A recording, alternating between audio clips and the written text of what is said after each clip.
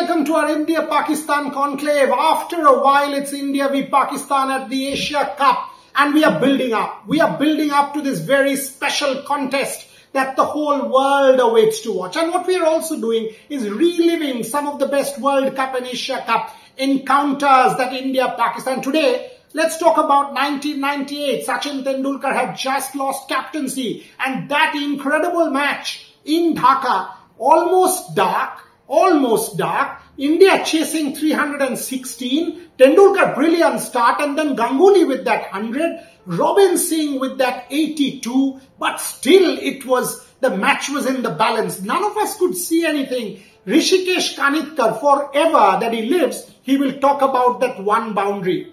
That one boundary he hit in that particular match, won India the contest and the tournament, and he was an overnight national icon. That's what India-Pakistan does. It sets you up for greatness. And because we don't play each other, there is tremendous hype.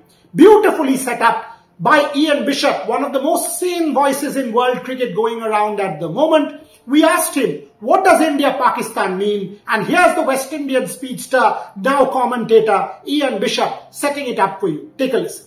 I think it's a fantastic rivalry. If we go back to one of the meetings at the T20 World Cup in Australia, it was just, you couldn't have written a better script at the MCG with a full house and it going down to the last full.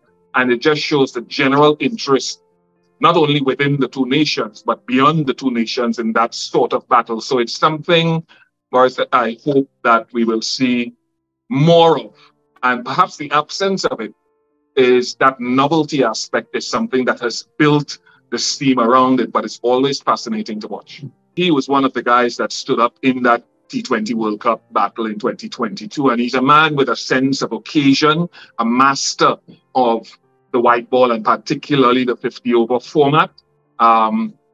So I think that he will be very aware of the magnitude, as always, of that type of contest and the history around it.